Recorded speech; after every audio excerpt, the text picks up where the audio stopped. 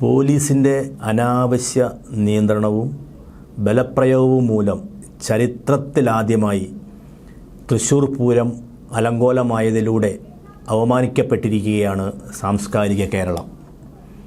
പൂരാഘോഷത്തിൻ്റെ അവിഭാജ്യ ഘടകമായ തിരുവമ്പാടിയുടെ മടത്തിൽ വരവ് പോലീസ് ബാരിക്കേഡ് വച്ച് തടഞ്ഞ നടപടി ഹൈന്ദവ ജനതയുടെ ആരാധനാ സ്വാതന്ത്ര്യത്തിനും വിശ്വാസത്തിനും എതിരായ കടന്നാക്രമണം ആയിട്ട് മാത്രമേ കരുതാനാവൂ.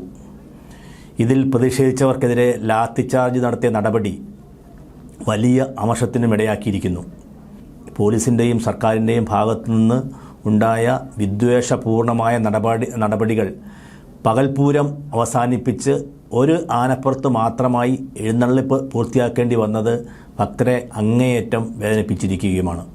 പൂരപ്പറമ്പിലെ ലൈറ്റുകൾ കെടുത്തേണ്ടി വന്നതും പുലർച്ചെയുള്ള വെട്ടിക്കെട്ട് മുടങ്ങേണ്ടി വന്നതും പൂരപ്രേമികളെ കടുത്ത നിരാശയിലുമാഴ്ത്തി.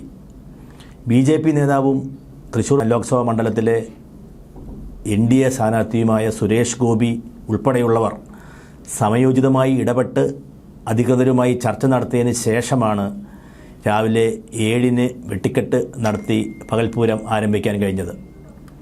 ലോകം മുഴുവൻ ഉറ്റുനോക്കുന്ന കേരളത്തിലെ ഏറ്റവും വലിയ സാംസ്കാരിക ഉത്സവം ആണ് തൃശ്ശൂർ പൂരം.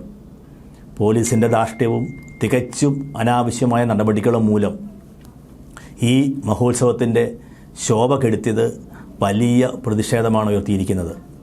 എത്രയും വേഗമൊന്നും അത് കെട്ടടങ്ങുമൊന്നും കരുതേണ്ടതില്ല. എന്തുകൊണ്ടാണ് പോലീസിൻ്റെ ഭാഗത്തു നിന്നും പൂരാഘോഷത്തിനെതിരെ ഏകപക്ഷീയമായ ഇത്തരം നടപടികൾ ഉണ്ടായതെന്ന് അന്വേഷിക്കേണ്ടിയിരിക്കുന്നു.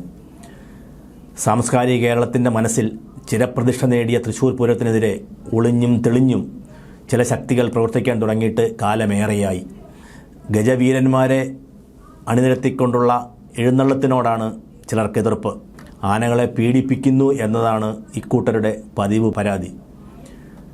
വെടിക്കെട്ട് പാടില്ലെന്നതാണ് മറ്റു ചിലരുടെ പിടിവാശി. ഈ രണ്ടു കൂട്ടരും വർഷങ്ങളായി പൂരാഘോഷത്തിനെതിരെ പ്രചാരവേല നടത്തി വരികയാണ്. ഇതിന് ചുവടുപിടിച്ച് തന്നെ പൂരാഘോഷത്തിൻ്റെ ആകർഷകത്വവും ജനപങ്കാളിത്തവും കുറയ്ക്കാൻ മറ്റു ചിലരും പ്രചാരവേല നടത്തുന്നുണ്ട്. പൂരത്തിലെ കച്ചവടം അവതാളത്തിലാക്കാൻ ലക്ഷ്യമിട്ട് വാടക നിരക്ക് കുത്തനെ ഉയർത്തിയതിന് പിന്നിൽ ഗൂഢാലോചന സംശയിക്കണം.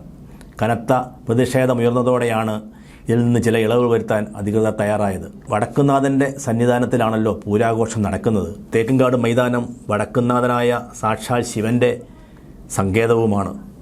എന്നാൽ ഇത് ബോധപൂർവം വിസ്മരിച്ചുകൊണ്ട് ആ ഹൈന്ദവമായ ആഘോഷവും മതേതരമായ കൂട്ടായ്മയായി തൃശ്ശൂർ പൂരത്തെ ചിത്രീകരിക്കാനുള്ള ശ്രമങ്ങൾ കുറേ നാളുകളായി നടന്നു വരുന്നുണ്ട്. തൃശ്ശൂർ പൂരം അടിസ്ഥാനപരമായി ഒരു ക്ഷേത്രോത്സവമാണെന്ന സത്യം മറച്ചു പിടിച്ചുകൊണ്ട് ആൾക്കൂട്ടത്തിൻ്റെ ആഘോഷമാണെന്ന് വരുത്താനുള്ള രഹസ്യ അജണ്ടയോടെ ചിലർ പ്രവർത്തിക്കുന്നുമുണ്ട്. മറ്റുള്ളവർ സന്തോഷത്തോടെ ഈ അജണ്ടയ്ക്ക് കൂട്ടുനിൽക്കുന്നു. ഓരോ വർഷവും പൂരത്തിൻ്റെ വരവറിയിക്കാൻ എന്ന വണ്ണം വിവാദങ്ങൾ സൃഷ്ടിക്കുന്ന പെറ്റ പോലുള്ള സംഘടനകളുടെ പങ്കും സംശയത്തോടെ കാണേണ്ടിയിരിക്കുന്നു. തൃശ്ശൂർ പൂരത്തിൻ്റെ ഏറ്റവും ഭവ്യവും ആകർഷകവും വർണ്ണാഭവുമായ ചടങ്ങാണ് കുടമാറ്റം. തിരുവമ്പാടി പാറമേക്കാവ് ദേവസ്വങ്ങളുടെ ആഭിമുഖ്യത്തിൽ അത്യന്തം വാശിയോടെ അതോടൊപ്പം അമിതമായ ആഹ്ലാദത്തോടെ നടക്കുന്ന ഈ ചടങ്ങ് കാണാൻ ലോകത്തിൻ്റെ വിവിധ ഭാഗങ്ങളിൽ നിന്നാണ് നിരവധി പേർ എത്തുന്നത്. ഇത്തവണത്തെ കുടമാറ്റത്തെ ഏറെ ആകർഷകമാക്കിയത് അയോധ്യയിലെ ബാലരാമൻ്റെ ചിത്രമുള്ള കുടകളായിരുന്നു. ഇത് ചില കേന്ദ്രങ്ങളെ അരിശം കൊള്ളിച്ചിട്ടുണ്ട്. ജിഹാദി ശക്തികളെ പ്രീണിപ്പിച്ച് വോട്ട് നേടാൻ ശ്രമിക്കുന്ന ഇടത് വലത് മുന്നണികളുടെ വക്താക്കൾക്ക് സ്വാഭാവികമായും അയോധ്യയോടും രാമക്ഷേത്രത്തോടും ബാലരാമനോടുമുള്ള വിരോധം കുപ്രസിദ്ധമാണ്. പോലീസിനെ ഉപയോഗിച്ച് പൂരം അലങ്കോലമാക്കിയതിന് പിന്നിൽ ഈ വിരോധവും കാരണമായിട്ടുണ്ടോ എന്നും സംശയിക്കേണ്ടിയിരിക്കുന്നു. കരുവന്നൂർ ബാങ്ക് തട്ടിപ്പ് കേസ് ഉൾപ്പെടെ നിരവധി വിഷയങ്ങളിൽ പ്രതിക്കൂട്ടിലായി നിൽക്കുന്ന സർക്കാരിന് നേതൃത്വം നൽകുന്ന പാർട്ടിക്കും തൃശ്ശൂർ പൂരം അലങ്കോലമാക്കി ജനശ്രദ്ധ തിരിച്ചുവിടാനുള്ള ആഗ്രഹമുണ്ടായിരുന്നു എന്നും സംശയിക്കുന്നവരുണ്ട്. കൈവിട്ടു പോയപ്പോൾ ഏതാനും പോലീസ് ഉദ്യോഗസ്ഥരുടെ മേൽ കുറ്റം ചുമത്തി അല്ലെങ്കിൽ കുറ്റം ചാർത്തി രക്ഷപ്പെടാനുള്ള നീക്കമാണ് അവസാനമായി നാം കാണുന്നത്. 2 ഉയർന്ന പോലീസ് ഉദ്യോഗസ്ഥരെ സ്ഥലം മാറ്റിയതിലൂടെ ഇക്കാര്യത്തിൽ തങ്ങൾ എന്തോ ചെയ്തു എന്ന് വരുത്തി തീർക്കുകയാണ് സംസ്ഥാന സർക്കാർ. ഇടപെടേണ്ട സമയത്ത് ഇടപെടാതിരിക്കുകയും പ്രശ്നം കൂടുതൽ വഷളാക്കാൻ കൂട്ടുനിൽക്കുകയും ചെയ്തിട്ട് ഇപ്പോൾ നടപടിയെടുത്തു എന്ന് പറയുന്നതിൽ തന്നെ ആത്മാർത്ഥതയില്ല. മാത്രമല്ല, തിരുവമ്പാടി പാറമേക്കാവ് ദേവസ്വങ്ങളുടെ നേതൃത്വത്തിലും ലക്ഷക്കണക്കിന് ഭക്തരുടെ പിന്തുണയാലും ചിട്ടവട്ടങ്ങളോടുകൂടി കൃത്യമായി നടന്നുകൊണ്ടിരിക്കുന്ന പൂരത്തെ ഏറ്റെടുക്കാനുള്ള സർക്കാരിൻ്റെ ഒരു ആഗ്രഹവും ഇത്തരം സംഭവങ്ങളിൽ നിഴലിക്കുന്നുണ്ട്. കാരണം ക്ഷേത്രങ്ങൾ, ചെറുതും വലുമായ ക്ഷേത്രങ്ങളെല്ലാം പിടിച്ചെടുക്കുക എന്നുള്ള ഒരു അജണ്ട പ്രാവർത്തികമാക്കാൻ തുടങ്ങിയിട്ട് വർഷങ്ങളായി.